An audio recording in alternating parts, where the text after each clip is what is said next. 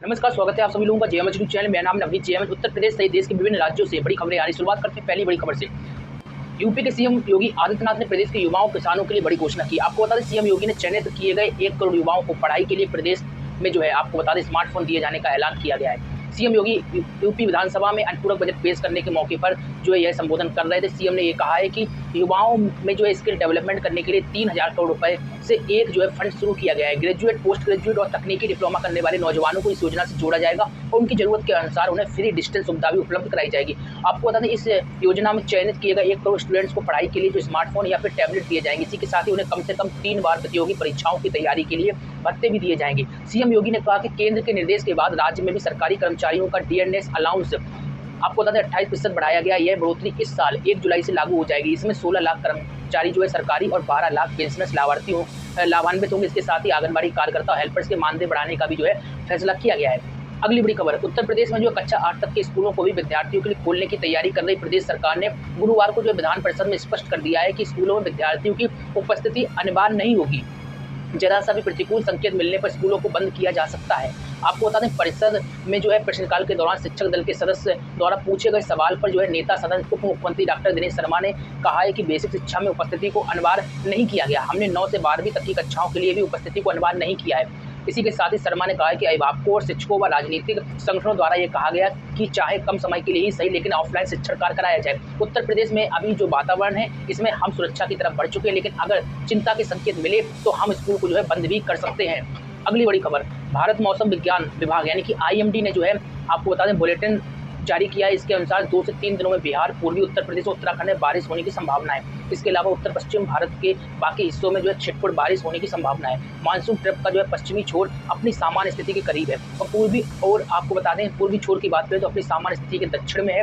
अगले 24 घंटे के दौरान मानसून ट्रफ का पूर्वी छोर धीरे धीरे उत्तर की ओर हिमालय की आपको तलहटी की ओर बढ़ने की संभावना है। दक्षिणी बिहार और आसपास के इलाकों में एक चक्रवाती हवाओं का क्षेत्र बना हुआ है। अगले 2 दिनों के दौरान इसके लगभग पश्चिम की ओर बढ़ने की संभावना है। मौसम संबंधी इन परिस्थितियों के कारण 20 से 23 अगस्त के बीच उत्तर पश्चिम भारत और बिहार के कुछ हिस्सों में बारिश की चेतावनी दी गई। इसके अलावा पूर्वी उत्तर प्रदेश और उत्तराखंड में भी अलग अलग जगहों पर बारिश की संभावना जताई गई है। उत्तराखंड में आपको बता दें शुक्रवार को बारिश होने की बात कही गई। सप्ताह के अंत में पश्चिमी उत्तर प्रदेश, हिमाचल प्रदेश, हरियाणा, चंडीगढ़ और पूर्वी राजस्थान में छिटपुट वर्षा होने की संभावनाएं जताई गई है।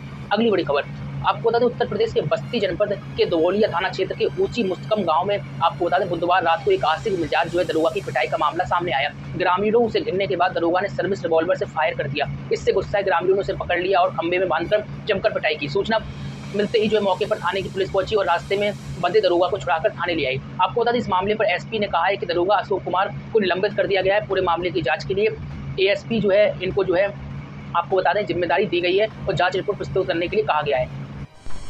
थाना दुबौलिया के ऊंची गांव से रात्रि में यह सूचना प्राप्त हुई कि थाना दुबौलिया पर नियुक्त एसआई अशोक चतुर्वेदी को ऊंची गांव के ग्रामीणों ने पकड़ रखा है। इस सूचना पर थाना दुबौलिया की पुलिस जब मौके पर पहुंची तो उनको वहां से छुड़ाया गया। प्रथम दृष्टया ग्रामीणों के द्वारा उनके एसआई अशोक चतुर्वेदी पर अपनी सर्विस रिवॉल्वर से फायर करने और उनके चरित्र पर आरोप लगाए गए हैं। एसआई अशोक चतुर्वेदी मौके पर बिना वर्दी के थे। इस संबंध में प्रथम दृष्टया आरोपों की सत्यता को देखते हुए तत्काल प्रभाव से एसआई अशोक चतुर्वेदी को निलंबित कर दिया गया है। अपर पुलिस अधीक्षक और क्षेत्राधिकारी को तुरंत ही ऊंची गांव भेजा गया है। वहां पर वो ग्रामीणों से वार्ता करके अन्य जानकारी एकत्र कर रहे हैं। उनकी जांच रिपोर्ट के आधार पर आगे की कार्रवाई की जाएगी। अगली बड़ी खबर, प्रधानमंत्री मोदी की महत्वाकांक्षी योजना आयुष्मान भारत स्कीम में प्राइवेट सेक्टर की भागीदारी बढ़ाने के लिए बड़े बदलाव की तैयारी हो रही है। दरअसल आयुष्मान भारत स्वास्थ्य योजना में अलग अलग इलाज की दरें तय हैं और दरों में बदलाव नहीं होने की वजह से प्राइवेट सेक्टर के हॉस्पिटल इस योजना में बढ़ चढ़कर भाग नहीं लेते। इसके चलते सरकार की ओर से इलाज की दरों में बदलाव की तैयारी की जा रही है। आपको बता दें आयुष्मान भारत योजना यानी कि प्रधानमंत्री जन आरोग्य योजना में प्रत्येक परिवार को सालाना 5 लाख रुपए की फ्री हेल्थ इंश्योरेंस कवर दिया जाता है। अगली बड़ी खबर मध्य प्रदेश से निकल कर आ रही है। यहाँ पर बता दें आपको शहरी इलाकों में नाइट कर्फ्यू 31 अगस्त तक जारी रहेगा। पूरे प्रदेश में इसकी अवधि रात 11 से सुबह 6 बजे तक रहेगी। गृह विभाग ने इस संबंध में आदेश जारी कर दिया है। इसमें सभी जिले के जिलाधिकारियों को निर्देशित किया गया है कि वह नियमों का सख्ती से पालन करवाएं।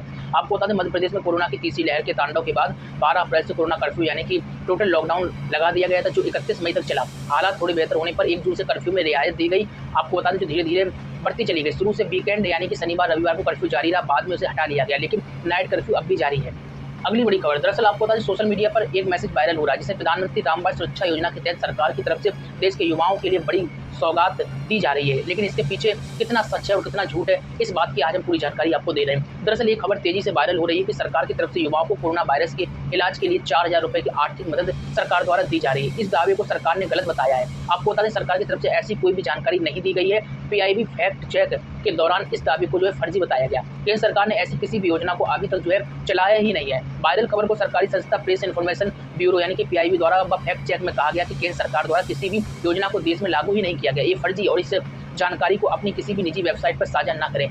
तो ऐसी खबरों से बचकर रहना है आपको। अगली बड़ी खबर, यूपी के सीएम योगी आदित्यनाथ ने ऐलान किया है कि प्रदेश में अलग अलग माफियाओं से जो जमीन जब्त की गई है उस पर गरीब और दलितों के लिए मकान बनाए जाएंगे। योगी विधानसभा में अनुपूरक बजट पेश करते हुए यह बातें कह रहे थे। योगी आदित्यनाथ ने कहा, हमारी सरकार का मानना है कि समाज में सभी को कानूनी अधिकार मिला हुआ है, लेकिन कुछ ऐसे लोग हैं जिन्होंने खुद को कानून से भी ऊपर रखा हुआ है। ऐसे लोगों की निगाहें लोगों की जमीन पर रहती थी, वे लोग मौका मिलते ही जमीन पर कब्जा कर लेते थे, लेकिन ऐसे लोगों की आदतों पर सरकार ने नकेल कसी है। आपको बता दें, योगी ने कहा है कि माफियाओं को जो भी अपने साथ लेकर जाएगा उसको मालूम है कि फिर उसके बाद पीछे पीछे बुलडोजर भी घूमता हुआ जाएगा। ये परिस्थितियां बदली हैं। अब हम देख रहे थे कि हमारी सरकार में 1500 करोड़ की अवैध संपत्ति जब्त नहीं की गई, बल्कि ध्वस्त भी की गई। राज्य की संपत्ति इन्हीं गरीबों की है और हम तो आवास योजना बना रहे हैं। इन माफियाओं ने जिन जमीनों पर कब्जा करके अपनी हवेली खड़ी की थी, ध्वस्तीकरण करके गरीबों के आवास बनाए जाएंगे। तो इस फैसले को लेकर आपका क्या कहना, कमेंट अपनी प्रतिक्रिया दें। चैनल को सब्सक्राइब कर लीजिए, बेल को दबाकर ऑल कर लीजिए।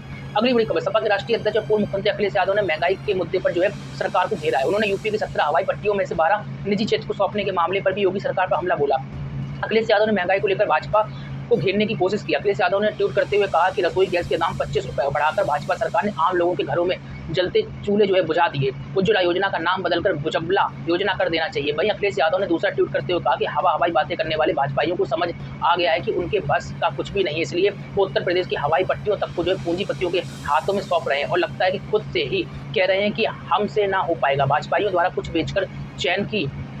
बेचकर चैन की नींद सोना चाहते हैं। अब अगली बड़ी खबर बताई थी जालौन के उरई से है। यहाँ पर आपको समाजवादी नेता धीरेन्द्र सिंह सनी के आवास पर जिलाध्यक्ष ने बूथ प्रभारियों के साथ बैठक की है। सेक्टर रामनगर कोटा रोड के बूथ प्रभारियों की फाइल चेक की गई और 25 अगस्त तक नए वोट बढ़ाने के निर्देश दिए गए। इस मौके पर अतर सिंह राठौर, बीरेन्द्र सिंह, वेद प्रकाश, मान सिंह, शैलेंद्र सभासद आदि उपस्थित रहे।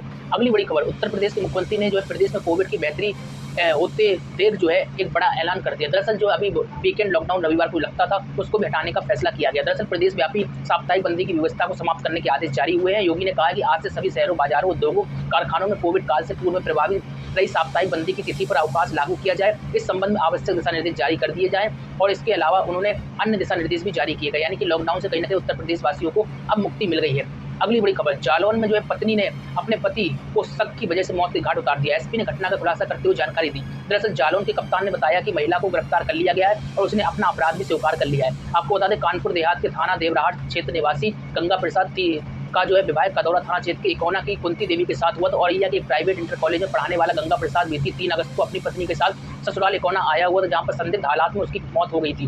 गंगा के चचेरे भाई देवी प्रसाद ने हत्या की आशंका जताई थी। पुलिस भी पोस्टमार्टम के आधार पर मामले की जांच कर रही थी। आपको बता दें, इस मामले पर जालौन के कप्तान रवि कुमार ने बताया कि पुलिस को शुरू से ही पत्नी कुंती पर शक था। जब उसे हिरासत में लेकर पूछताछ की गई तो उसने पति की हत्या की बात स्वीकार कर ली। आरोपी कुंती के मुताबिक दूसरी महिला के चक्कर में पड़कर पति उसकी उपेक्षा करने लगा था और उसे घर खर्च तक नहीं देता था, जिससे अजीज आकर ही उसने वारदात को अंजाम दिया था। थाना कदौरा पुलिस द्वारा आज एक महिला को गिरफ्तार कर जेल भेजा जा रहा है और वाकयात कुछ इस प्रकार के हैं कि महिला का पति जो कि एक अध्यापक था और कानपुर देहात का रहने वाला था और उसका नाम गंगा प्रसाद था। वो जब अपने ससुराल आया था तो उसकी पत्नी ने उसको नींद की दवाइयाँ खिलाकर, जब वो गहरी नींद में सो गया था तो उसका गला दबाकर उसकी हत्या कर दी थी।